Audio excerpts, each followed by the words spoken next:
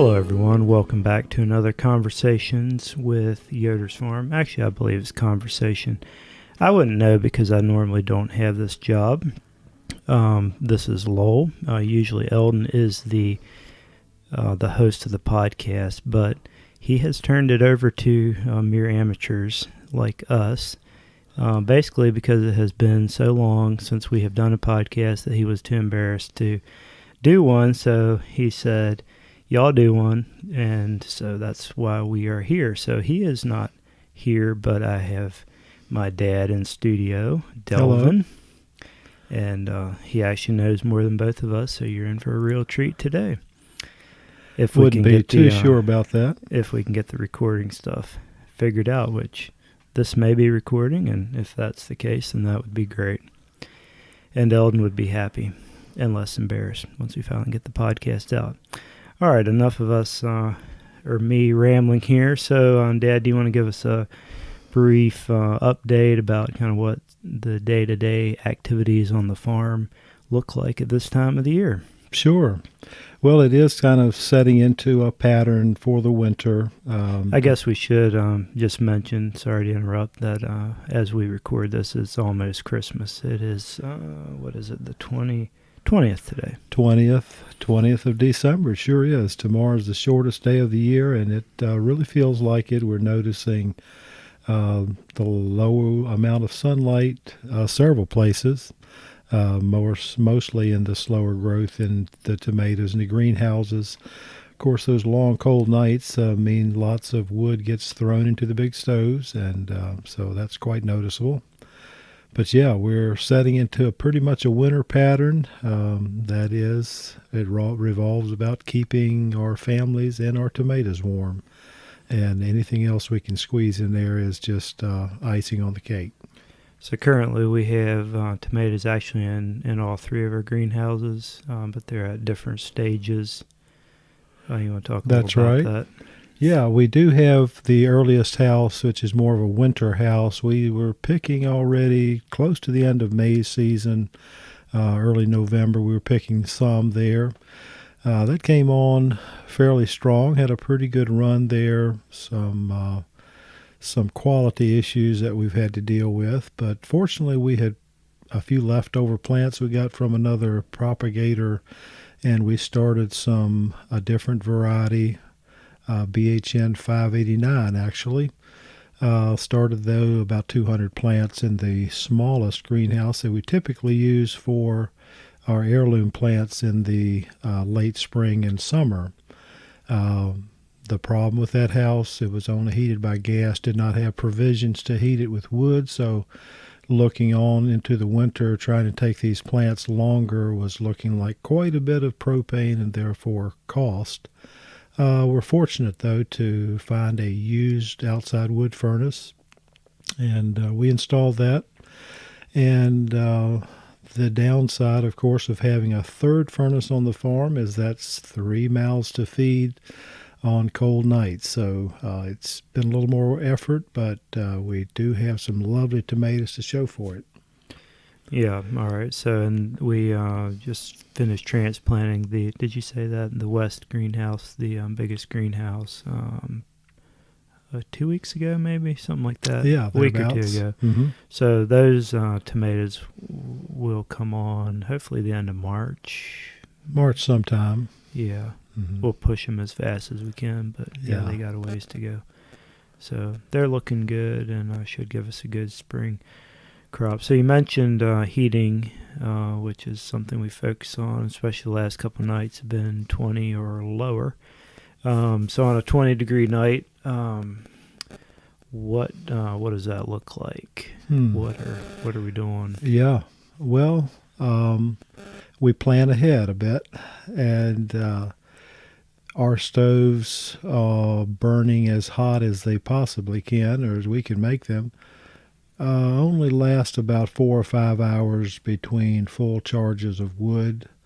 So you can break your night up however you want to, but when the sun goes down, the solar heat stops, and it starts pulling from the stove. So if you have them rolling good at 4, 5 o'clock when it sunsets, then you've got about 4 hours there. So you're looking at 9, 10, 11 o'clock refill. And the 20-degree nights, you're out there at 2 in the morning.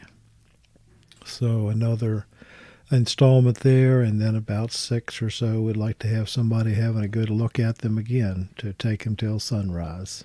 Yeah, and then as soon as that sun gets up, the greenhouse heat up pretty quickly during the daytime. So heating them is primarily a nighttime thing, unless it's cloudy and cool, in which case we have to keep the stove kind of rolling through the day.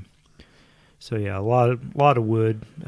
We use our skid steer quite a bit in that activity, both to split wood and to haul wood, and then sometimes we actually load some big chunks of wood into the stove with the skid steer. So we've learned a few things about what works for us over the years.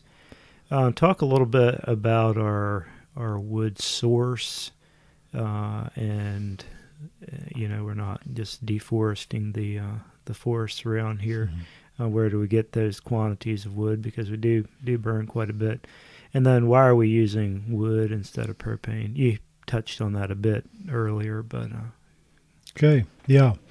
Well, the wood we're burning to get really good heat and consistent heat for these big stoves, it takes a hardwood. Doesn't have to be oak, but oak does work well, particularly white oak. Our source the last few years has been a cousin and some friends at a sawmill not far away. And in the process of breaking up, turning trees into lumber, there's always leftover like log ends, the butt end of the log that's maybe bell-shaped, or sometimes there are entire logs that have some metal in them that they detect and don't want to run through the saw. So we've got some good folks there at Long Island Lumber that actually break those logs down, load them on a truck, and in the summer, because we don't want to accumulate them close to our agritourism activities, we have them bring us load after load. And I think this year we're at 23 or 25 dump truck loads of wood stockpiled out here. Most of it 3 to 4 feet long. Some are double length, 6 or 7 feet long pieces. And that's what we work with. As far as why we're using wood, why we're working this hard, it does seem to pay off. We think so anyway. Keeps us out of trouble and busy, of course, but more interesting is the cost difference. These greenhouses are just big radiators, basically, and if we were totally heating with propane, 2 heaters in each house, our propane bill would probably be 4 or 5 times what we actually pay for the wood. So though we still have to back up with propane, wood seems to be, at least at this point in our lives, seems to be something we can handle and does pay us back. so essentially, yeah, the wood we're using is a byproduct, basically something that would just sort of otherwise go to waste or may be chipped up. I don't know what exactly they would do. So works, hopefully works out good for both of us. And yeah, like you said, it is some work involved, but I guess it works. At least the stoves like it. So a lot of people think greenhouses, wintertime growing, everything is perfect, right? It's indoors. The one thing, tomatoes they're really more of a summer crop. At least, in our part of the world, you grow them, a lot of people like to have them by July 4th. So you're talking pretty warm parts of the year.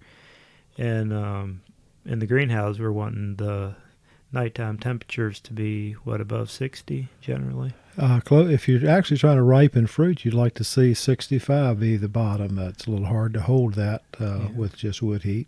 So it's not just strictly keeping the tomatoes from freezing. You got to get way up into the nice warm temperatures. Not quite summer-like, but actually, yeah, 60 degrees would be a comfortable summer night outside. That's right. It would be. And actually, wintertime days in a greenhouse can push 75 to 80 degrees. So, yeah, maybe about May weather, with actually. That solar gain. So definitely some challenges growing tomatoes in the wintertime, but they do taste good, and you can't have them in our part of the world any other way unless they're grown in another place. So it's still kind of cool to have red tomatoes in the bleak midwinter.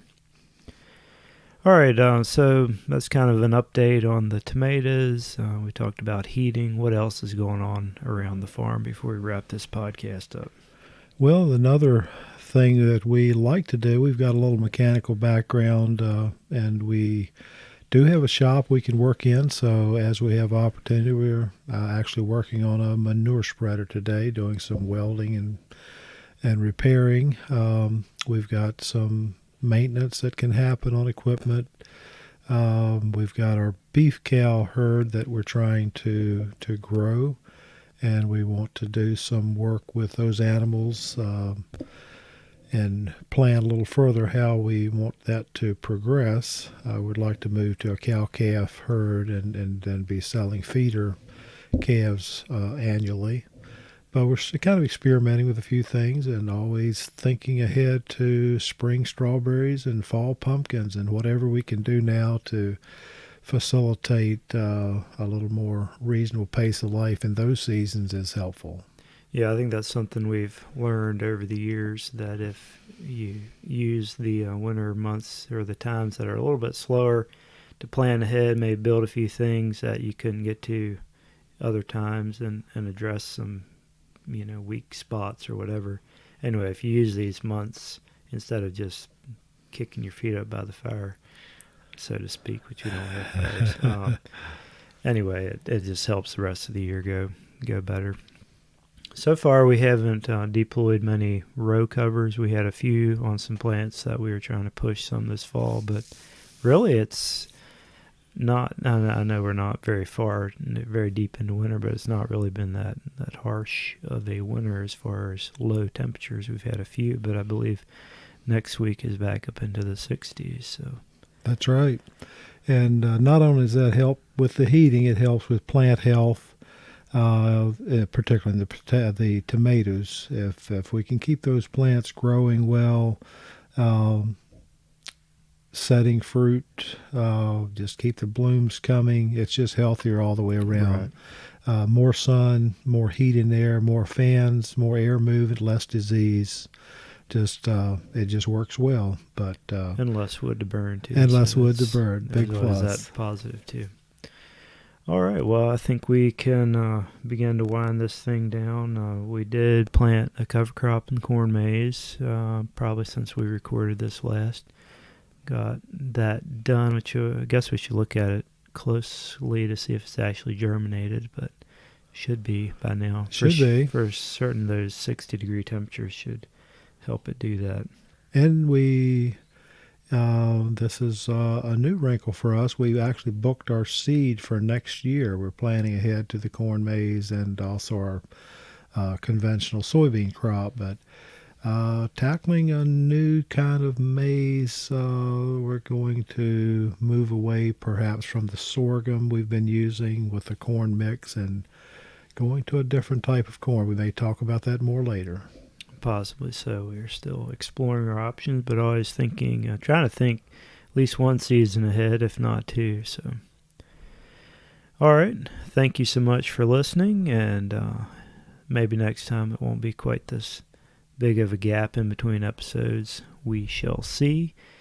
But we do thank you for following along, and I guess we are winding down the year. This will probably be the last podcast of the year, so we do appreciate everyone's support on the last year. It's actually been a good year.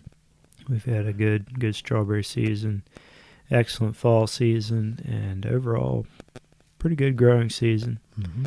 That's true. It's a lot to be thankful for, and one of the biggest things we talk about is our many friends and followers. It's a huge blessing to have you folks helping us out and running this family farm, and we do wish you all a very blessed Christmas. And we're looking forward to another year, and we will see what it brings. Thanks so much for listening. Merry Christmas to all, and whatever El Niji says at the end, go do whatever he likes to tell you to do, and see you later.